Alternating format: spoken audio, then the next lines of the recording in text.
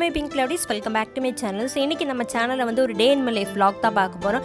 என் பெஸ்ட்டியோட நான் time spend பண்ணேன். அன்றைக்கான lunch special lunch என்ன அப்படின்னு சொல்லிட்டு தான் இன்றைக்கான vlog. ஒரு பேனில் வந்து 125 ml அளவுக்கு ஆயில் சேர்த்துங்க. ஆயில் சேர்த்து அதில் வந்து பட்டை, ஏலக்காய், ஒரு மராத்தி முக்கு, ஒரு ஜாதி பத்திரி சேர்த்துங்க. அதுக்கப்புறமா வந்து ஒரு மீடியம் சைஸ் வெங்காயம் 300 கிராம் அளவுக்கு சேர்த்துங்க. தேவையான அளவு உப்பு சேர்த்துட்டதுக்கப்புறமா இதில் வந்து அதே 300 கிராம் அளவுக்கு தக்காளி சேர்த்துங்க.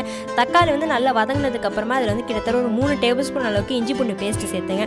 சேர்த்துட்டு நல்லா கலந்து விட்டதுக்கப்புறமா அதில் வந்து 1 கப் அளவு தயிர் சேர்த்துங்க. இது வந்து 1 kgக்கான சிக்கன் பிரியாணி அந்த ரெசிபி தான். தயிர் சேர்த்துட்டு நல்லா கலந்து விட்டுருங்க. எண்ணெய் வந்து பிரிஞ்சு வர அளவுக்கு வந்து அப்படியே விட்டுருங்க. இந்த கன்சிஸ்டன்சி வந்ததுக்கப்புறமா வந்து ஒரு கைப்பிடி அளவுக்கு மல்லிக்கீரை புதினா சேர்த்துங்க. ஒரு டவுன் பட்டா இலை சேர்த்துங்க. இது இருந்தால் நீங்கள் சேர்த்துக்கலாம், இல்லைன்னா நீங்கள் ஸ்கிப் பண்ணிடலாம். நல்லா கலந்து விட்டுருங்க.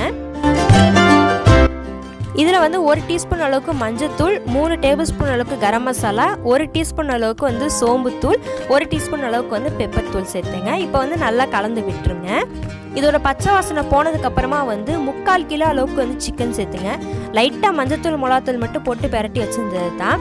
இதை வந்து நல்லா இப்போ கலந்து விட்டுருங்க. இது கூட வந்து 1 ஸ்பூன் அளவுக்கு சிக்கன் மசாலா சேர்த்துங்க. நான் வந்து சிக்கன் மசாலா முன்னாடியே சேர்க்க மறந்துட்டேனால இப்போ சேர்க்குறேன். நீங்கள் மசாலா சேர்க்கும் போதே வந்து சேர்த்துக்கலாம். இது கூட வந்து 1 லிட்டர் அளவுக்கு தண்ணி சேர்த்துங்க. அதுக்கப்புறமா இது கூட வந்து 1 கப் அளவு பால் சேர்த்துங்க. பால் சேர்த்துட்டு நல்லா கலந்துட்டதுக்கப்புறமா இது 7லேருந்து 8 நிமிஷம் வரைக்கும் அப்படியே வந்து இதை மூடி போட்டு வேக வச்சுருங்க.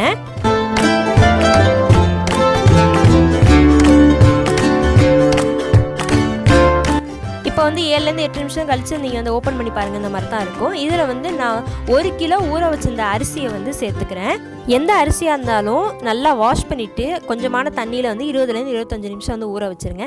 இப்போ அதை சேர்த்துட்டு லைட்டாக கலந்து விட்டுருங்க. கலந்து விட்டதுக்கப்புறமா அதில் வந்து இன்னும் கொஞ்சம் மல்லிக்கீரை புதினா சேர்த்துங்க. அதுக்கப்புறமா வந்து 1 டேபிள் ஸ்பூன் அளவுக்கு நெய். இப்போ பார்த்துங்க, உப்பு பத்தலைன்னா தேவையான அளவு உப்பு சேர்த்துங்க. இது கூட வந்து 1 மூடி ரோஸ் வாட்டர் சேர்த்து நல்லா கலந்து விட்டுட்டு லோ ஃப்ளேமில் 10 to 15 மினிட்ஸ் வந்து அப்படியே தம்மில் வச்சுருங்க.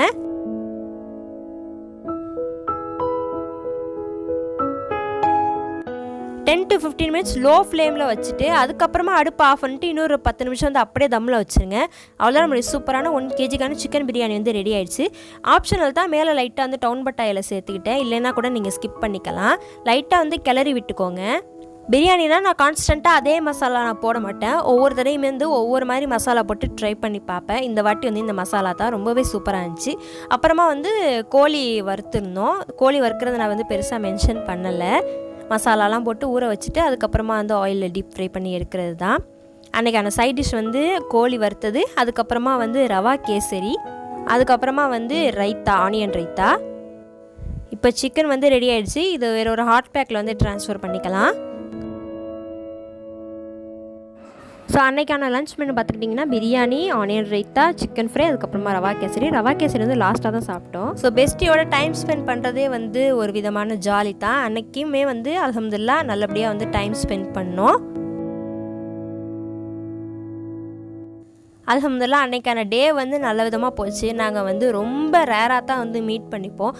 மீட் பண்ணிக்கும் போது அன்றைக்கான வந்து ஹாப்பினஸ்ஸே ஒரு தனி ஹாப்பினஸ் தான். ஸோ ஈவினிங் பார்த்துக்கிட்டிங்கன்னா பன்னீர் பால்ஸ், அதுக்கப்புறமா வந்து எனக்கு டீ, அதுக்கப்புறமா வந்து என் பெஸ்டிக்கு வந்து சாக்லேட் மில்க் ஷேக். அன்னையோட இந்த டே வந்து அப்படி தான் போச்சு. நான் பன்னீர் பால் ரெசிபி வந்து ஒரு நாள் கண்டிப்பாக ஷேர் பண்ணுறேன். ஸோ உங்களுக்கு இந்த வீடியோ ரொம்ப பிடிச்சிருக்குன்னு நினைக்கிறேன். என் சேனலுக்கு தொடர்ந்து சப்போர்ட் கொடுங்க. நம்ம சேனலில் நிறைய வீடியோஸ் வரும், மறக்காமல் செக் பண்ணி பாருங்கள். இது வரைக்கும் என் சேனலை சப்ஸ்கிரைப் பண்ணால் மறக்காமல் சப்ஸ்கிரைப் பண்ணிக்கோங்க. So like, share, subscribe for more videos. Take care, stay safe, be healthy and bye by.